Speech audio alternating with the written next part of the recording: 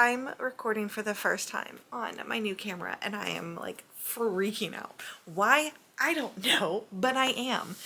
I'm on my tripod, I've got it stacked up on books, it's at a weird angle, I'm not in my normal spot because the light's coming in weird because I waited really late in the day to film this and I'm just nervous, okay? I'm nervous. This is a lot. But we are here to do my March TBR, so bear with me if this video seems kind of weird because again, brand new camera, trying it out. Fingers crossed, we'll see how it goes. Let's dive right in. So first and foremost, let's start with Magical Stitches. Magical Stitches is the group that I run on Facebook. I will drop it down below, and it is a cross stitch and reading group. So if you love cross stitch and you love to read, the group is perfect for you. The theme of this year is a series of unfortunate events, and every month we read a book and there are corresponding cross stitch prompts that match the book. In addition to that, we also have a dedicated like reading club, reading challenge. So every month we have like the book of the month.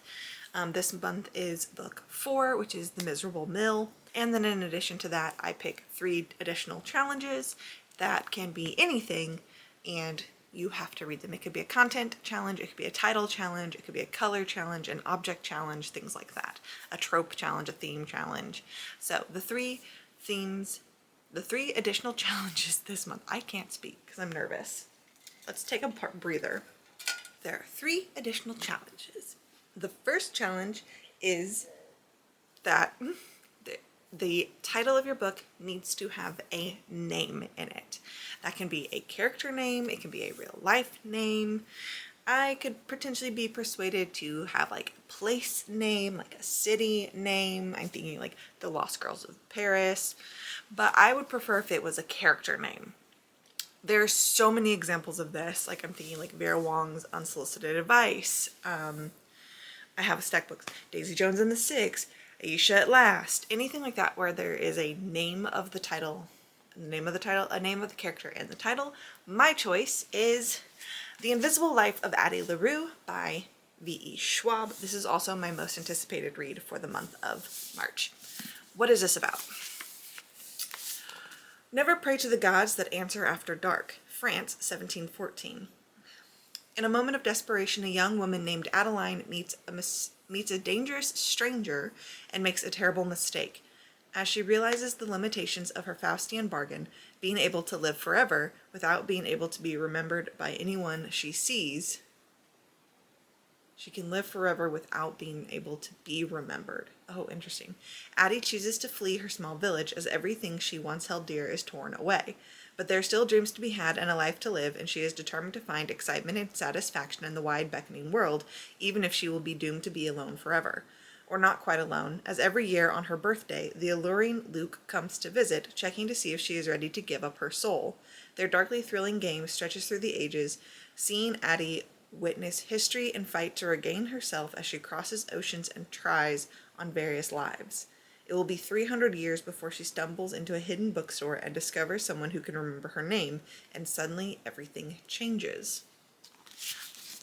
I believe my wonderful sister-in-law, Rachel of Rachel's Cozy Corner, gave me this book. I believe she did. So this is exciting. I really like this cover. I've seen other covers too. And it has a beautiful inside. It's got like star patterns with a beautiful green. So I will be reading this. The other 2 challenges. So we have, I want you to read a book that has been blurbed by an author you love. Now this sounds kind of scary, like how do I even do this? What do you mean by that? So books have blurbs on them typically. Like this one was blurbed by Neil Gaiman, Naomi Novik, Alex E. Harrow, Peng Shepherd, stuff like that. So authors, right? Think of the author, an author you read a lot or an author you love. I currently really enjoy Grady Hendrix, or like I always pick up Holly Black. She is like my favorite author all the time. But again, like there's blurbs on the back. So pick your favorite author and go find a book that they've recently blurbed or have blurbed in general. And you're like, wait, how do I find that? Also, don't judge me. I am wearing these like tie-dye green sweatpants with this like sweater. I have a dinner date tonight with a good friend. I'm not gonna be putting on the pants I'm wearing until it's time for me to go because I'm just hanging out at home. So I'm gonna hang out in my comfy sweatpants and then I'll change into my pants. Don't judge me. I'm gonna be comfortable with my little slippy slippers. I was gonna say sneakers. Anyways, so here's my hint, tip, whatever, for how to find a book that has been blurbed by your favorite author. There's a www. Yes, there is. There is a website that is called Fantastic Fiction, and it is awesome. So you pull up the website and you can search for an author. I think you can search for books, whatever. But up in the little search bar, you will search the name of your author. My example is Holly Black. So I typed in Holly Black into the search bar. It will then pull up that author's fantastic fiction like page. That page will have their stats. It will have like all of their bibliography. It has all their books they've read and like what series it belongs to. It will have upcoming releases if there are any. So I found out that Almakatsu is coming up with a new book this year. I didn't know that, excuse me. She's also a favorite author. I've read basically all of her like horror, her standalone horror. Keep scrolling down. As you scroll down the page, then there will become a section that is called recommends or like author recommends. That section is entirely books that they have blurbed, and it starts with their most recent, but there are more in the past. So if you're definitely wanting to read something newer, check out, like, it is such a great tool. So like I typed in Holly Black, scrolled all the way down and saw like from her most recent, like her top 3 most recent blurbs and picked the one that sounded the most interesting to me. I did this for a couple authors just to give myself, I searched her, I searched Almakatsu, I believe I searched Grady Hendrix, and then I just kind of saw what was available and what I could easily get a hold of. I landed on The Naming Song by Jedediah Barry. This has been blurbed right here on the front by Holly Black. She says, "The naming song understands the fundamental magic of language and breathes that magic onto every page." So I had to check it out. What is it about? When words went away, the world changed. Ah, yes. All meaning was lost and every border fell. Monsters slipped from dreams to haunt the waking, while ghosts wandered the land in futile reveries. Only with the rise of the committees of the named, maps, ghosts, dreams, and names, could the people stand against the terrors of the nameless wilds. They built borders around their world and within their minds, shackled ghosts and hunted monsters, and went to war against the unknown. For one unnamed courier of the Names Committee, the task of delivering new words preserves her place in a world that fears her. But after a series of monstrous attacks on the named, she is forced to flee her committee. Her search for the truth is only the beginning, for the words she carries will reshape the world. I think this sounds so interesting. So like words have disappeared, and then this, our main character, like taxis words when the naming committee gives something else a new name. It sounds so interesting. Also, I love this cover. It is stunning. The blue, the purple with like the other colors and the head, like I'm very excited for this. Then the last task is to have the word king or queen in the title. Either one of those royal words. It just has to be king or queen. So like last year we read, The Wicked King, The Queen of Nothing. I have a book right here on my shelf called The Serpent King. There are so many different options. I am going to be reading The Fever King by Victoria Lee. It is the first book in the Fever Wake trilogy. Duology. There are 2. So The Fever King by Victoria Lee. Let's see. In the former United States, 16-year-old Noam Alvaro wakes up in a hospital bed, the sole survivor of the viral magic that killed his family and made him a technopath. His ability to control technology attracts the attention of the Minister of Defense and thrusts him into the magical elite of the nation of Carolinia. The son of undocumented immigrants, Noam has spent his life fighting for the rights of refugees fleeing magical outbreaks. Refugees Carolinia routinely deports with vicious efficiency. Sensing a way to make change, Noam accepts the minister's offer to teach him the science behind his magic, secretly planning to use it against the government. But then he meets the minister's son, cruel, dangerous, and achingly beautiful, and the way forward becomes less clear. Caught between his purpose and his heart, Noam must decide who he can trust and how far he's willing to go in pursuit of the greater good. This was a 2019 Amazon First Reads pick, so I've had this for a while and have not read it. And remember, I'm trying to read from my TBR as much as possible, so I own this. I don't own the blurbed, so this is from the library, and I will be getting the audiobook of this. I own the digital copy of The Fever King, so I will be reading that on my Kindle. Tablet, whatever. It's an Amazon tablet, so I call it my Kindle. Then, that's Magical Stitches. Moving on. I will also be, very soon, you'll see me go over my February wrap-up. I read 10 of my 12 books, and I think a large part of that was like, I read more physically than I did anything else this year, and I didn't read every single day, and I think that hurt me. So, go back to reading every single day. Anyways, next up, because it's right here. No, I'll come back to that. Boop. Let's talk about the book clubs of Books and Lala. So for Books and Lala, for the Literally Dead book club that meets 10 times a year, it takes off January and December, and it does February through November. The March pick is You Are Fatally Invited by Andy Pliego. I don't have the physical copy of that yet because it is a new release. It came out in January, and no, it just got released in February. So it is brand new. I have put basically every edition I can get on hold. I have the audiobook on hold. I have the physical book on hold. I'm not going to go buy it unless I love it, but I'm going to read it. But yes, this is You Are Fatally Invited by Andy Pliego. An exclusive thriller writer's retreat hosted on a private island turns lethal when one of the authors is found murdered in this twisty locked room mystery. When renowned anonymous author J.R. Allister hires former aspiring writer Mila del Angel,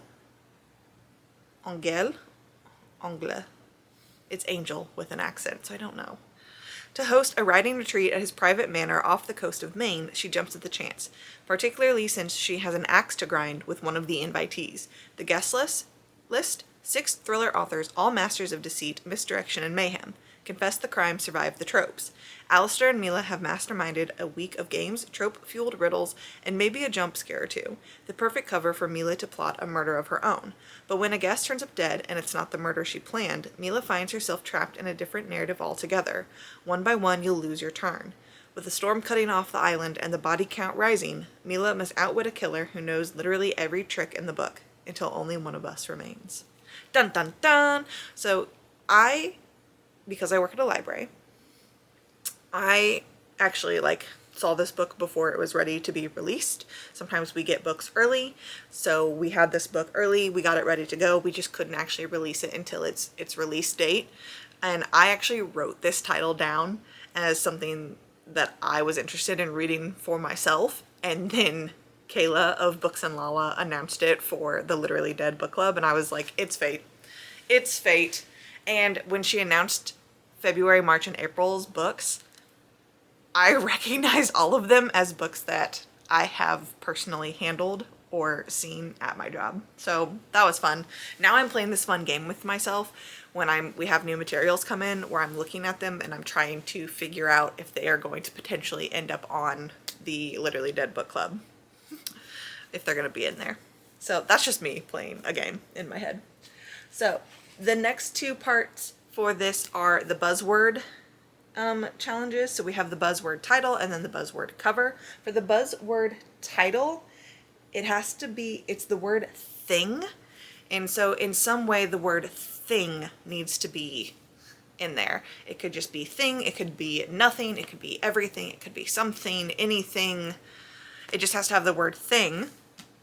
I struggled, which is so funny because there's another book this month that I'm reading that has the word things in it, but I'm already using that for something else, and it's like, really? But I chose Mostly Dead Things by Kristen Arnett. This has also been on my TBR for a while, so this kind of works. It gets it off of my, like, written down, my TBR list that I've written down. It's not shelf, I don't own it, but it's on my, like, TBR list. And I actually checked out the audiobook for this like last year, but didn't get around to listening to it.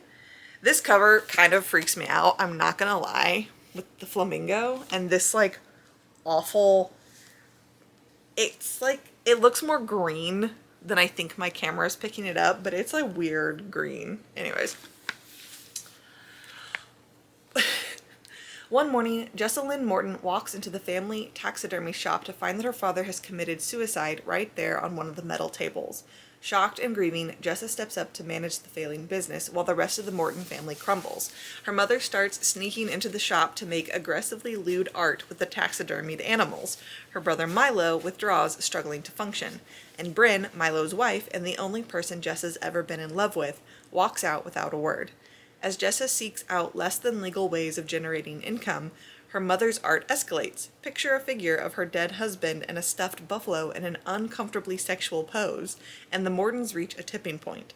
For the first time, Jessa has no choice but to learn who these people truly are and ultimately how she fits alongside them. And, this is a debut novel as well. Then, oh, Holly Black is on here twice. She got a front cover blurb and a back cover blurb. She must be fancy or something. Then the other prompt for the cover challenge is that it has to have books on the cover, and I have chosen Some Other Time by Angela Brown. This was, if you remember, this was my this was my February Amazon Prime's first read pick of this year. I'm trying to stay up on it. I'm trying to stay current, not let them just die in my Kindle library. This says, a funny, hopeful, and untraditional love story about second chances, the ripple effects of love, and the myriad ways in which the simplest lives have the power to change the world. The next step in Ellie Baker's divorce. She and her husband Jonah are heading to Florida to break it to the family. No great drama to share. After 20 years of marriage, they've just fallen out of love. Simple. Not to their college-age daughter Maggie, who is devastated, or to Ellie's father, Frank, who grows as cold as a retiree can get in Orlando. As for Ellie's mother, Bunny, no. She doesn't want to hear it. After a dreadful weekend, Ellie and Jonah return home to New Jersey with hearts and minds still set on a split. Until the extraordinary morning, Ellie wakes up to an alternate version of the present day, one in which she and a passing stranger named Jonah never married. Over the span of an inexplicable week, Ellie sees how her world and the world of everyone she loves unfolded through a different course in time. And this time could change everything all over again. So I think this is going to be good. I don't know if I like second chance. I was about to say I like second chance romance. I don't actually know if I like second chance romance. But I like this time travel aspect. I read The Midnight Library last year and really enjoyed that. So maybe this will also be awesome. Next, we have my local library reading clubs. There are 2 of them. We have the online reading challenge, and the theme for this year is different genre, so every month there's a new genre. For March, the genre is biographical fiction, and I'm not gonna lie, I do not read this. This is not my genre. This is not my go-to. So we'll see. And of course, not surprisingly, the book that they picked is The Tattooist of Auschwitz by Heather Morris, based on the powerful, true story of love and survival. I'm sure that this book is fine. I don't like biographical fiction. I don't like historical fiction. It's just not my jam. I get bored, okay? I'm sure it's fine. I do have the audiobook. I will be listening to this.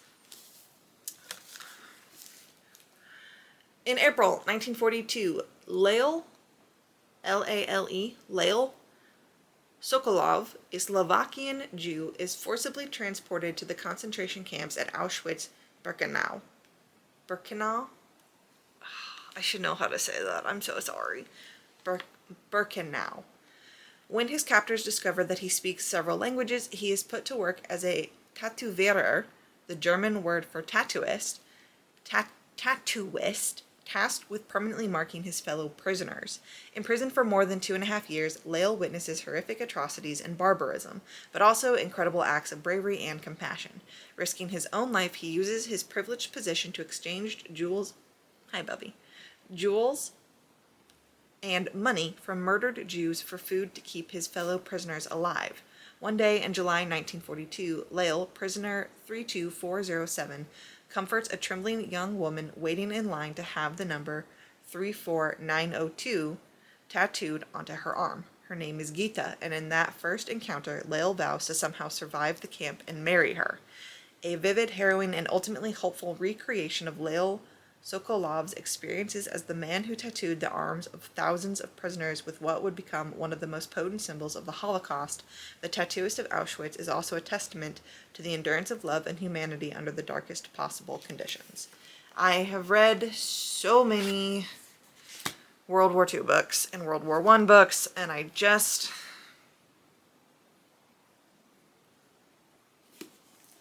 all make me sad, okay? If I'm being honest, they just make me really sad, and I don't want to be really sad all the time.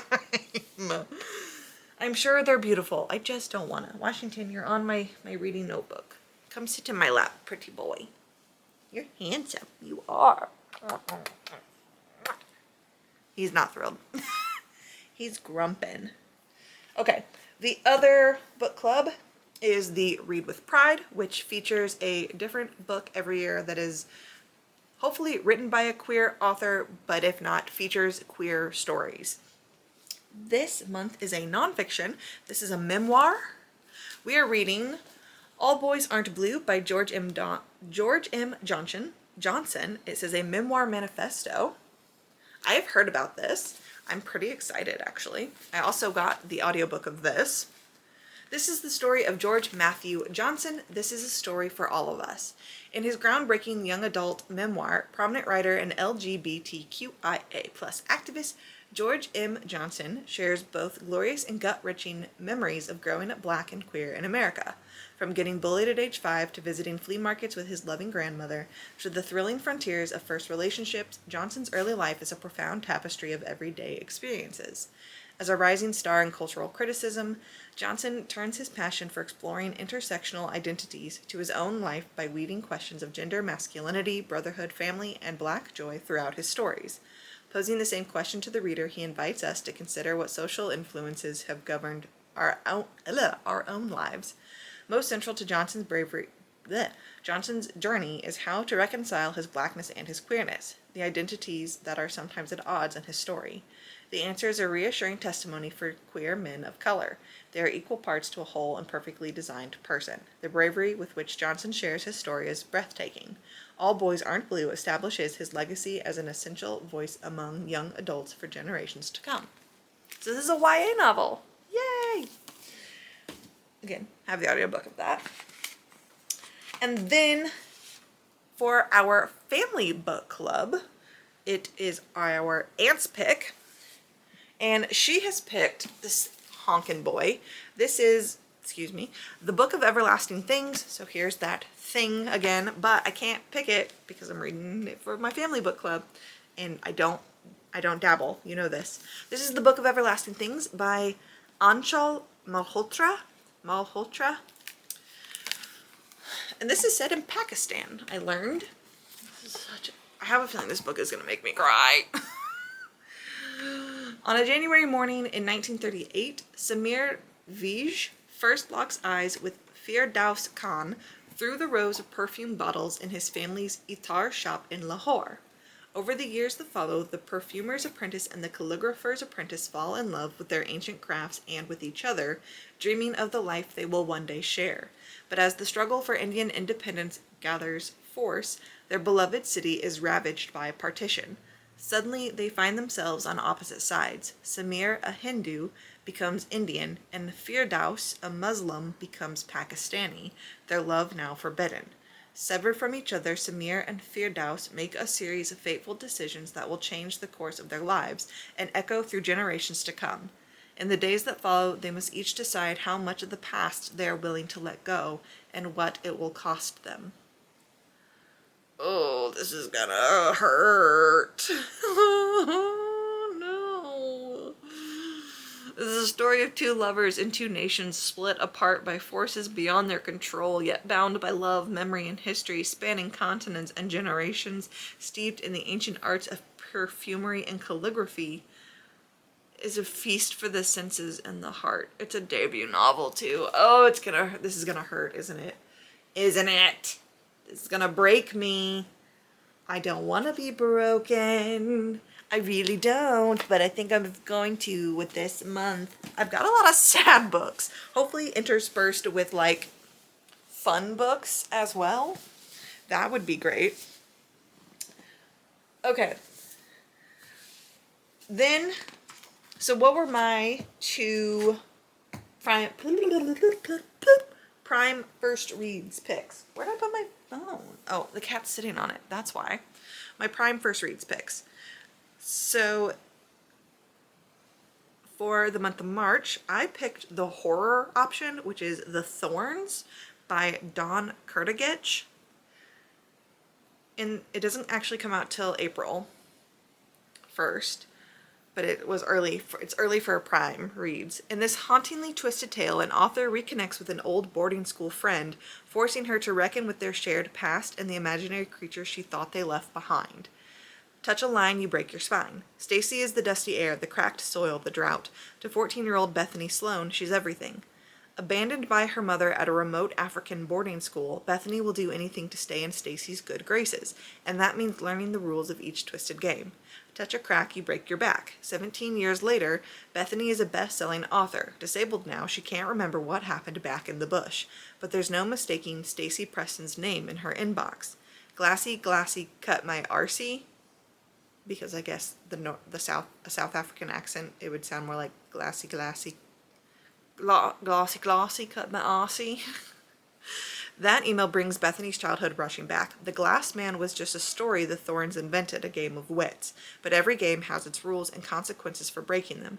To stay alive this round, Bethany needs to play right into Stacy's hands. Dark and disturbing, the Thorns explores the horrifying world of adolescent abuse, controlling friendships, and blinding obsession.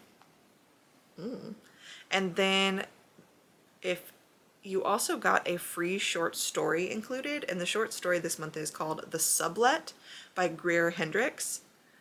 This is, let's see, Anne is barely keeping it together. A frazzled ghostwriter and aspiring novelist, she juggles 9-year-old twins and a listless marriage from an overcrowded Manhattan apartment, spreading herself thinner each day. Just as Anne is about to give up on her dreams, she lands her biggest client, Melody Wells. Melody paints a picture of serenity and empowerment in the lavender haze of her visualization workshops. However, the one thing she can't manifest are the pages her publisher is demanding for her new motivational book, Enter Anne. As Melody invites Anne deeper into her magical world, Anne finds herself working impossibly long days and traveling far beyond her comfort zone. When Melody passes along a lead on a spacious sublet complete with East River views, built-in closets, and 3 bedrooms, Anne can't believe her luck. Melody seems to know just what her family needs. But as small unsettling incidents begin to accumulate, Anne starts to wonder what price she's willing to pay for the good life. Interesting. And then last but not least, I have a couple hopefuls / tie-overs that I would love to get to if I have time.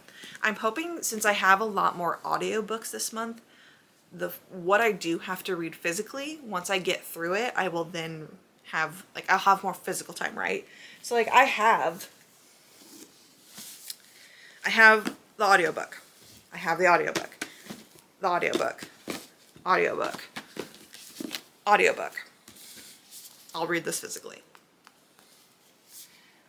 And then I've got the 2 on my Kindle, on my tablet. So it's like, okay, I have a good balance there. Because I read audiobooks almost every day at work. So I do want to finish the books that I did not get to last month. So technically I didn't get to 3 of them last month. I did start this, but I don't really count it because I only got 35 pages in. It didn't really hold my attention. I think I just was not at a point where I was like, I felt pressured. I had to get certain books read by a certain time. So this fell by the wayside. So I do want to finish We Ate the Dark. I do want to read The Lamplighters. I do really want to read this. I still need to read Cold Waters by Debbie whatever that's on my Kindle. I want to get to The Dangerous Convenience Store, Volume 3. I can't flip through this. We've learned that. There are... Okay, there's no penises on this page. It's fine. But there are penises. And then this is Our Winter Monster by Dennis Mahoney. This is a new horror. And remember I said I kind of wanted to read new horror? Well, guess what? I've read 1 new horror this year. But this is a new horror that came out in January. And this... Yeah, okay. For the last year, Holly and Brian have been out of sync. Neither can forget what happened that one winter evening. Neither can forgive what's happened since. Tonight, Holly and Brian race toward Pine Buck, New York, trying to outrun a blizzard on their way to the ski village getaway they hope will save their relationship. But soon they lose control of the car and then of themselves. Now, Sheriff Kendra Book is getting calls about a couple in trouble, along with reports of a brutal and mysterious creature rampaging through town, leaving a trail of crushed cars, wrecked buildings, and mangled bodies in the snow.